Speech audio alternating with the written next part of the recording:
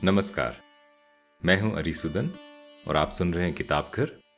किताब घर में हम बात करते हैं अच्छी अच्छी किताबों पर, अधिकतर हिंदी किताबों पर। कभी कभार कोई अंग्रेजी की अच्छी किताब हाथ लग जाए तो उस पर भी बात हो जाती है।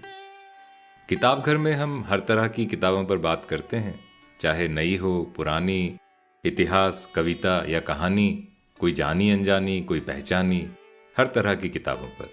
उद्देश्य हमारा होता है कि किसी किताब की अच्छी अच्छी बातें सामने लाई जाएं। इसी श्रृंखला में आज की किताब है यतीन्द्र मिश्रा की लिखी अख्तरी, सोज और साज का अफसाना।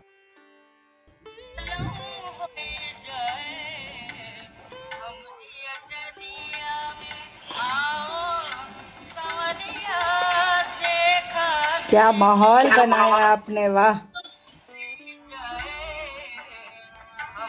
ये हुआ ना सरप्राइज।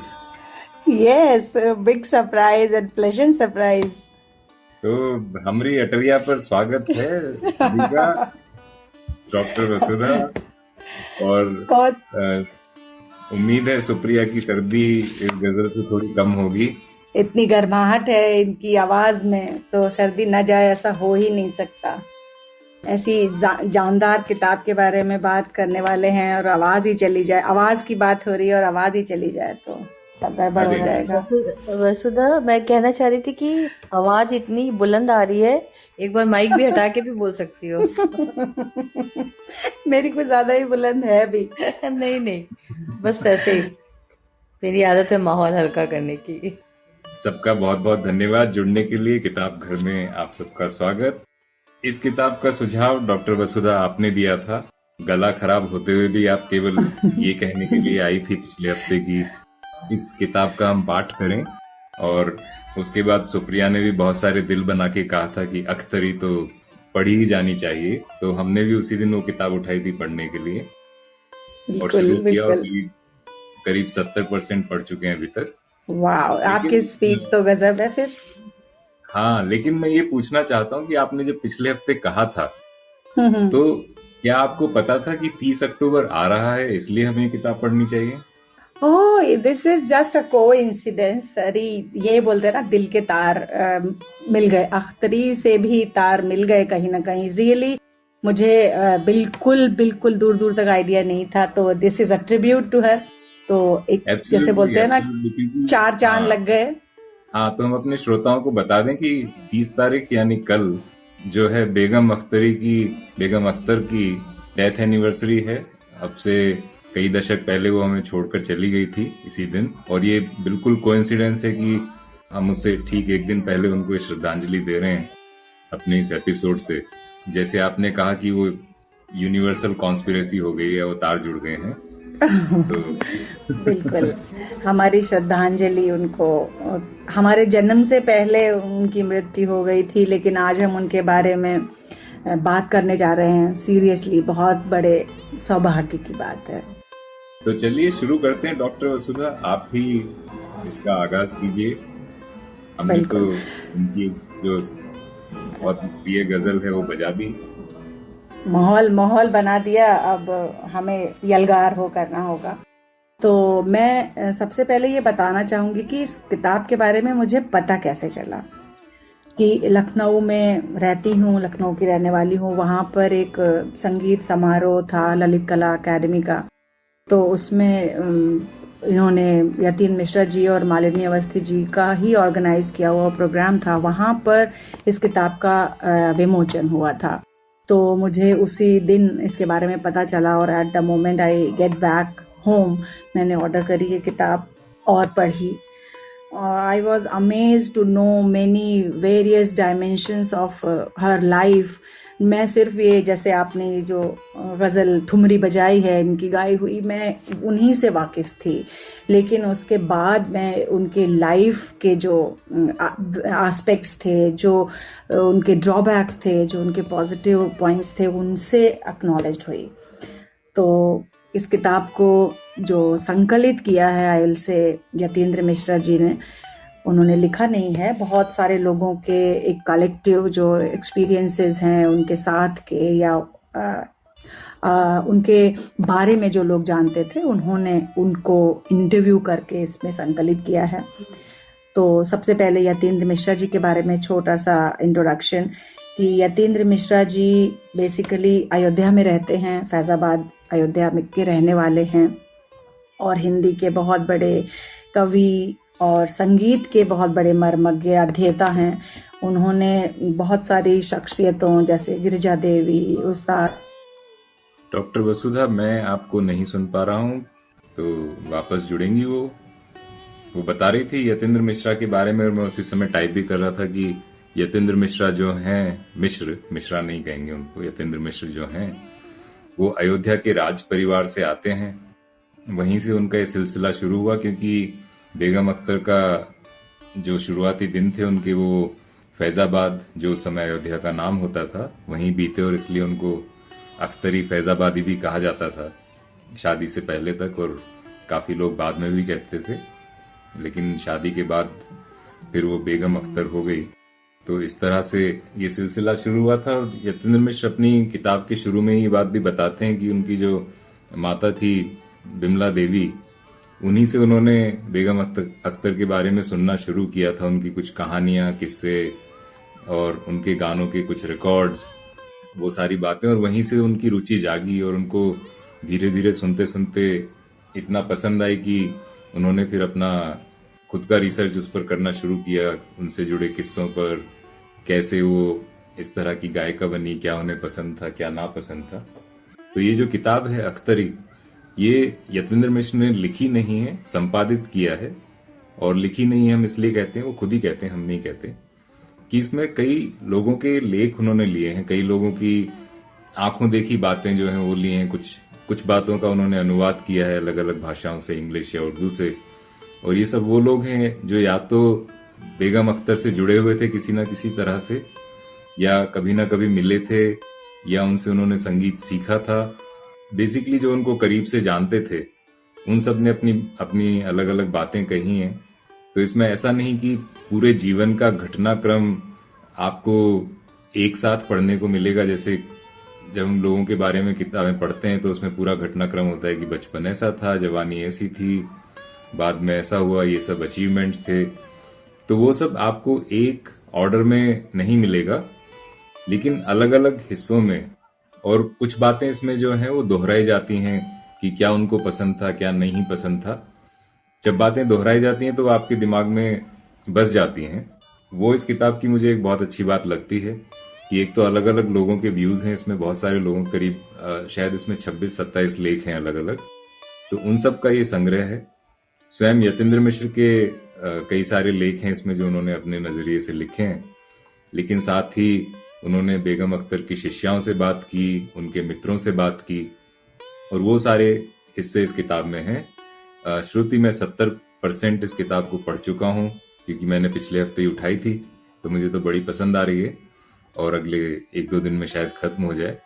लेकिन क्योंकि वो छोटे छोटे लेख हैं तो पढ़ने में मजा आता है। आप एक दिन में आराम से 2-3 लेख पढ़ सकते हैं, फिर आप अपने ही दिमाग में, अपने ही मन में जोड़ सकते हैं उनके जीवन का सारा घटनाक्रम, की उनके बचपन की कहानी क्या थी, कैसे वो गायिका बनी, किससे उन्होंने सीखा, क्या सीखा, और उनकी गजल हैं या जो दादरा और ठुमरी में उन्होंने अलग अलग गीत गाए हैं, उनमें से सबसे पॉपुलर कौन से हैं, सबसे लोकप्रिय कौन से हैं। कहते हैं ना कि कुछ कुछ कलाकारों का कुछ ना कुछ एक एंथम जैसा बन जाता है। तो ऐसे ही कुछ गीत जो हैं वो बेगम अख्तर के साथ हम हमेशा जुड़े रहते हैं। जैसे एक तो हमने शुरू में बजाया था हमरी अटरिया पे, और उसके बाद ए मोहब्बत तेरे अंजाम पे रोना आया, और कुछ तो दुनिया की इनायत ने दिल तोड़ दिया। तो ये कुछ खास उनकी गाई हुई गजलें, ठुमरी, और इसको उपशास्त्रीय संगीत भी कहते हैं। ये सब उनके एक तरह से सिग्नेचर बन गए कि वो जहां भी जाएंगी किसी सभा में, तो इनमें से कुछ ना कुछ सुनाए बिना वो सभा ना तो शुरू होगी ना तो खत्म होगी। तो इस तरह की बड़ी कई सारी अच्छी अच्छी बातें मिलती हैं, क्योंकि जैसे मैंने कहा कि कुछ बातें दोहराई जाती हैं तो आपके मन में बस जाती हैं। ऐसा नहीं कि आप एक घटनाक्रम से दूसरे घटनाक्रम पे गए तो पिछला वाला घटनाक्रम आप थोड़ा थोड़ा भूल गए या वो थोड़ा धुंधला हो गया। ये किताब वो धुंधला नहीं होने देती है। तो मेरे ख्याल से ये इस किताब की सबसे बड़ी उपलब्धि होगी। और हमारे साथ नीलम भी हैं। नीलम, नहीं, बहुत अच्छा हो गया कि वसुधा जी आ गई। मेरी आवाज ही ये नहीं आ रही सिर्फ थी। कॉल अभी आपने तक नजर हमने एकदम आपका नहीं कुछ आई। भी नहीं सुना। नजर लगा दी ना नहीं, शुरू में। ओ माय गॉड, किसने नजर लगाई? मैं तो पता नहीं क्या आपने क्या खुद ही। बोलती चली गई। नहीं, मैं बताता हूँ, जहां पे आप यतेंद्र मिश्र की बात कर रही थी वहां पर हम्म आपकी हम्म हम्म। आवाज चली गई थी। आपको फिर से रिपीट ओ करना माय पड़ेगा गॉड। वसुधा। बिल्कुल, मैं बोलने में बिल्कुल थकती नहीं। तो मैं इस नॉवेल के बारे में ये बताऊंगी कि ये नॉवेल, मैंने ये बताया मुझे कैसे पता लगा इसके बारे में। हाँ, वो आपने बता दिया था, बस उसी सिलसिले को आप आगे बढ़ा रही थी। हाँ जी।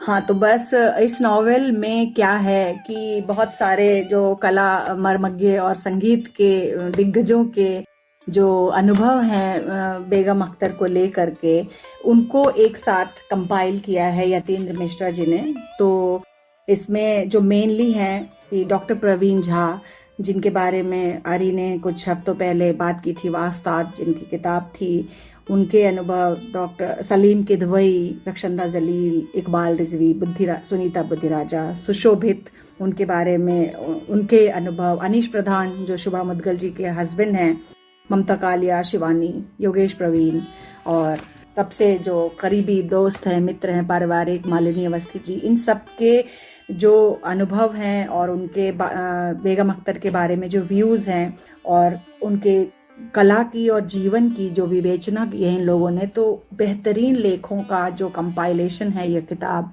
सबसे खास बात जो इसकी ये रही कि इसमें है, जो मुझे लगी कि इसमें एक बहुत रेयरेस्ट ऑफ रेयर इंटरव्यू है कि जो शीर्षस्थ आलोचक हैं कैलाश चंद्र देव बृहस्पति, जो उन्होंने बेगम अख्तर का इंटरव्यू 1970 में उनकी मृत्यु से 4 साल पहले लिया, वो एज इट इज इसमें कंपाइल किया गया। That is the highlight of this book. और उनकी जो 2 शिष्याएं हैं, शांति हीरानंद और रीता गांगुली, उनका भी साक्षात्कार है इस किताब में। और उनकी एक तीसरी शिष्या भी थी, अंजलि बैनर्जी, जिनका गंडा बंधन किया था बेगम अख्तर ने। तो उन्होंने कोई इंटरव्यू नहीं दिया। उसके पीछे का मुझे कारण बहुत अच्छा और बड़ा यूनिक सा लगा कि वो कहती है कि मैं अपने उस्ताद के बारे में बात करना भी उनका सम्मान न करना मानती हूँ। कि मतलब जो उनकी उस्तादनी थी, जो बेगम अख्तर थी उनकी गुरु, वो उनके दिल में इतने गहरे और इतने सुरक्षित जगह पे उन्होंने रखी कि उनके बारे में बात करना भी वो सही नहीं समझती। अगर हम इस चीज़ को सुने तो हमें लगता है ऐसा क्या है, लेकिन मुझे लगता है कि सम्मान करने का एक उत्कृष्ट जो स्तर है वो मैंने कहीं ना कहीं महसूस किया। और इस में किताब में शुभा मुदगल जी ने जो गायकी है और गायकी को के जो तकनीकी पहलू थे, जिस तरह से बेगम अख्तर गाती थी, उनकी आवाज़ की खराश, उनकी आवाज़ का एक स्तर पे जाके टूट जाना, जो उनकी आवाज़ की यूनिकनेस थी, जो ख़ास बात थी, उसके बारे में बात की है। उसके बारे में एक लेख शुभा मुदगल जी का है और प्रवीण झा जी ने भी इसी बारे में बात की कि how was the voice of Begum Akhtar different from other singers, जो आज भी कोई मैच नहीं कर पाया। तो ये जो आर्टिकल्स हैं जो मुझे पर्सनली बहुत पसंद आए। और उसके बाद कि जो इस किताब का संपादन कितना मुश्किल होगा। आप सोचिए कि जो अलग अलग दौर के जो कला पारखी थे, कि अगर उस्ताद बिस्मिल्लाह खां को देखें, उनका भी इंटरव्यू इसमें है, उनकी भी बातचीत, उनके भी अनुभव हैं, वहीं सुशोभित के भी हैं। तो एक पूरा जो एरा कवर किया है यतीन्द्र मिश्रा जी ने इसमें, वो काबिले तारीफ है कि बेशुमार लोगों से बेगम के जो बेशुमार संस्मरण जमा किए। तो ये किताब बिल्कुल कमाल है। और इसमें आप देखेंगे, अगर इसके पिक्चर्स अंदर देखें तो उसमें यतीन्द्र मिश्रा जी की कैलीग्राफी किया हुआ भी आपको मिलेगा। अरे आपने देखा होगा कि बहुत स्क्रीनशॉट मैंने फ्लॉन्ट किए इसके। कोयलिया कर पुकार वाला, मत कर पुकार करे जवा में लागी कटार वाला जो पोर्शन है, कितना सुंदर लिखा है कैलीग्राफिक वे में। तो ये श्रुति गंडा बंधन का जो चलता था ना ट्रेंड की, मेनली मेल गुरु लोग करते थे इसको, जो मेल गुरु जी ही शिष्यों का गंडा बंधन करते थे। लेकिन बेगम अख्तर ने ये ट्रेंड तोड़ा। शी वॉज जो नए नियम बनाना होता है, तो 1950 में उन्होंने ये कर दिया था कि गंडा बंधन बांधकर 2 शागिर्द बनाए थे, शांति हीरानंद और अंजलि बैनर्जी। तो इन्होंने गुरु संगीत के जो पुरुष थे उनका वर्चस्व तोड़ दिया और खुद उस्ताद बनी। तो ये बात मुझे भी बहुत अच्छी लगी थी जो आपने नोट की। अरे आपको इस किताब से सबसे अच्छा जो संस्मरण है या लेख है, आर्टिकल है, वो किसका लगा और क्यों? फिर मैं अपना बताऊंगी। मुझे तो अभी तक जो मैंने पढ़ी है किताब, करीब 2/3 पढ़ चुका हूँ, तो उसमें से सबसे अच्छा जो लगा वो सुशोभित का है। उसके बारे में तो कुछ सोचना ही नहीं पड़ता, कम से कम मुझे, क्योंकि हम तो भाषा के रसिक हैं, भाषा के और भावों के। बिल्कुल। और जिस तरह से सुशोभित ने इस किताब में वो लिखा है 3-4 पेज में, वो पढ़ के ही ऐसे लगता है कि आपने एक अलग ही किताब पढ़ ली है। तो बिल्कुल मुझे वो पार्ट सबसे अच्छा लगा। और उसमें से अगर मैं एक छोटी सी बात पढ़ूं जो मुझे बहुत ही अच्छी लगी, क्योंकि हम अक्सर कहते हैं कि जब तक आपकी कला में संवेदना नहीं होगी या दर्द नहीं होगा तब तक उसमें वो रस नहीं आता है। तो ये चाहे जो भी कवि हों, कलाकार हों, गायक हों, वो सबके लिए लागू होती है बात। और इसी के बारे में उन्होंने चर्चा करते हुए एक जगह पे कहा है, जब दर्द की बात कर रहे हैं कि जो हमारे कुछ लोकगीत हैं उनमें कैसे दर्द उभर के आता है, तो उसके बारे में वो कहते हैं कि जब बेगम अख्तर गाती हैं उस तरह के गानों को और उस तरह के भावों के साथ, तो इस तरह से होता है कि वो एक गीत के अंत का आरंभ होता है। और ये वो कहते हैं उस सिलसिले में जब वो जल सागर फिल्म की बात करते हैं, जो सत्यजीत रे की फिल्म थी, जी जिसमें बेगम अख्तर भी पर्दे पर दिखाई देती हैं और उसमें वो एक छोटा सा गीत भी गाती हैं। और वो गीत का उद्देश्य ये कि फिल्म में दर्द उठाया जाए। तो उसी के बारे में वो कहते हैं कि ये जो गीत है एक अंत का आरंभ है, अपनी अंतर्वस्तु, अभिप्रायों और अपने संदर्भों के स्तर पर शोकात्मक, और इसलिए इतना सुंदर, इतना गहन, इतना आत्मविभोर। कला में जो शोकात्मक है वही सबसे सुंदर होता है।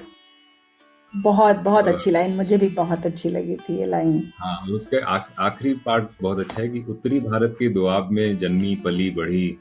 एक तो दोआब शब्द बहुत रेयरली कहीं आजकल सुनने को देखने को मिलता है। स्कूल कॉलेज में था वो, जियोग्राफी की किताबों में दोआब होते हैं। दोआबों में जन्मी पली बढ़ी अख्तरी के गानों ने उस फलसफे के कोनों अंतरों में पूस के पाले सरीखा, वैसा गाढ़ा विषाद जमा कर दिया है कि कौन कमबख्त है जो उससे निजात पाना चाहेगा। यानी पूस के पाले जैसी वो दर्द की परत जमा देती हैं, दर्द है, उससे कौन कमबख्त निजात पाना चाहेगा कि जलसा उठने और शमा बुझ जाने के बाद कलेजा मसल कर सुनने वाले यही तो कहेंगे कि वह वाह फैजाबाद वाली अख्तरी बाई, तुमने हमें ये जो रंजीदा लुत्फ दिया है, बाद उसके तो अब मर्गे नागहां भी सस्ता सुलभ ही लगना है। यानी जो मौत का रास्ता है वो भी हमें आसान लगने वाला है इस बात के बाद। और वो मौत देवदास वाली भी दर्द की आवाज है। हाँ, और बात खत्म नहीं होती, खत्म बड़े उतने ही असर के साथ होती है, जिसमें सुशोभित कहते हैं कि ये जो मौत होगी ये देवदास वाली मौत नहीं होगी, ये पारो जैसी जवान मौत होगी। ये तो मैंने केवल एक छोटा सा वाक्य पढ़ा है सुशोभित वाले लेख से।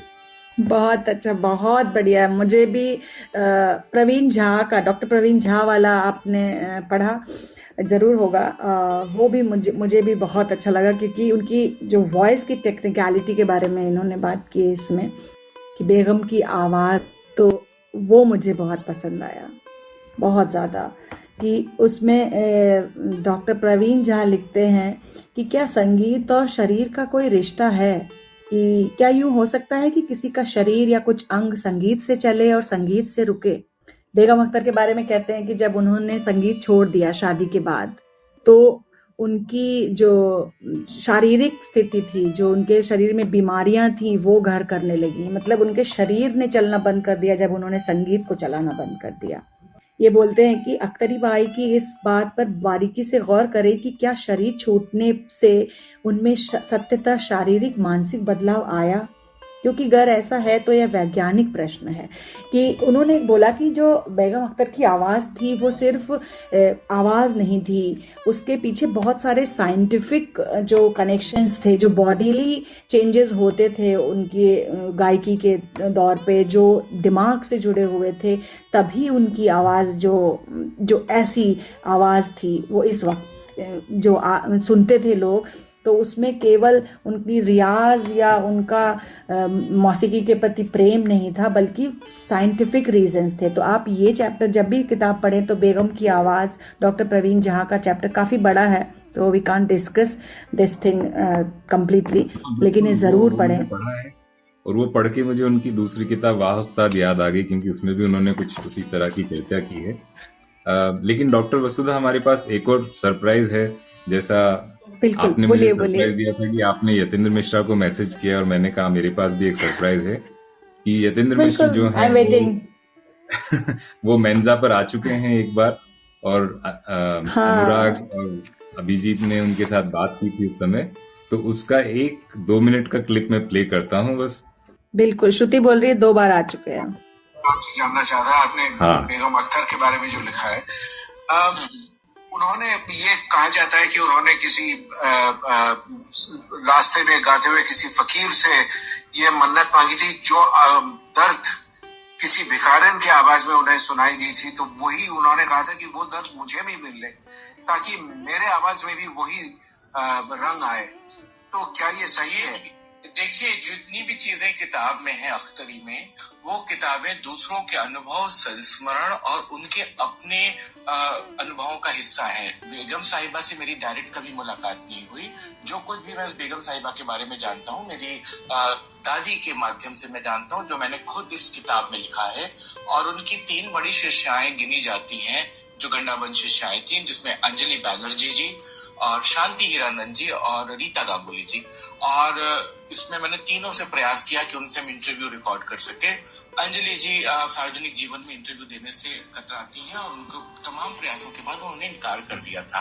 तो ये 2 शिष्याएं, इन्होंने अपनी बातें की, जिसमें रीता जी के पर्सपेक्टिव से ये बात निकल के आई कि उन्होंने वहां पे गया में जब वो थी और रमजान के महीनों में एक कोई भिखारन गाती जा रही थी, और उन्होंने कहा मुझे दर्द चाहिए। तो उनकी गुरु ने कहा कि ये दर्द तुम क्यों पैदा करना चाहती हो, ये गृहस्थों का गाना नहीं है, ये तो किसी ऐसे पहुंचे हुए फकीर का गाना है, इसको जीवन में बहुत अथाह दुख मिले। तो उन्होंने कहा मेरे को दुख भी चाहिए। तो बोली तुम कहाँ किस गलत फहमी में हो, ऐसा कोई थोड़ी मांगता है। तो रीता जी उसको तारीफ करते हुए कहती हैं कि उस फकीर, मतलब कि इतनी ज्यादा वो डेस्परेट थी अपने संगीत को बेहतर बनाने के लिए, उसमें आवाज में अफसोस पैदा करने के लिए, उसको खूबसूरत बनाने के लिए, मल्टी लेयर्ड बनाने के लिए, कि वो किसी भी तरह की कुर्बानी तक जा सकती थी, चाहे वो उनको दुख ही क्यों ना दे। तो ये पर्सपेक्टिव रीता गांगुली जी का है। तो ये आवाज थी यतेंद्र मिश्र की, और उनसे सवाल पूछा था अभिजीत बहादुरी ने। तो पहले तो अनुराग का धन्यवाद कि उन्होंने लिंक मुझे भेजा। थैंक्स टू यू ऑल्सो कि मुझे इतना अच्छा सरप्राइज दिया। तो चलिए डॉक्टर वसुधा, 1 ही मिनट बचा है, किस बात के साथ आप इस सर्किल का अंत करना चाहेंगी? मैं सबको पूरी तरह से कन्विंस करना चाहूंगी कि प्लीज ये किताब जरूर पढ़ें। सिर्फ इस सर्कल तक ही सीमित नहीं रहें, खुद से मंगवाएं, खुद से पढ़ें, और किताबें खरीदना शुरू करिए। और किताब को हाथ में लेके जब आप उसमें लाइन लगा के बना के पढ़ते हैं तो अलग अनुभव होता है। और जरूर से पढ़िए, और इनके बारे लिखी हुई और किताबें भी पढ़िए, और अख्तरी तो 100% पढ़िए। और थैंक यू सो मच अरी, और इतना अच्छा सरप्राइज देने के लिए और मुझे इनवाइट करने के लिए। Thank you so much doctor Vasudha. और जैसा हमने शुरू में कहा था, कोइंसिडेंस है कि 30 अक्टूबर बिल्कुल उनकी पुण्यतिथि है, और ये कोइंसिडेंस ही था कि हम आज के दिन ये सर्कल कर रहे हैं, तो ये बहुत अच्छी बात हो गई। और इस किताब का सुझाव देने के लिए आपका और सुप्रिया का बहुत बहुत धन्यवाद। तो ये थी किताब घर में हमारी आज की चर्चा। अगले अंक में मिलते हैं फिर एक किसी किताब के साथ या किसी लेखक लेखिका से बात करते हुए। बताइएगा ये अंक आपको कैसा लगा। अच्छा लगा तो अपने मित्रों के साथ भी साझा कीजिए, और यदि आप किसी किताब पर चर्चा करना चाहते हैं तो अवश्य बताएं। फिर मिलते हैं, तब तक स्वस्थ रहें, प्रसन्न रहें, चाय कॉफी पीते रहें और अच्छी अच्छी किताबें पढ़ते रहें।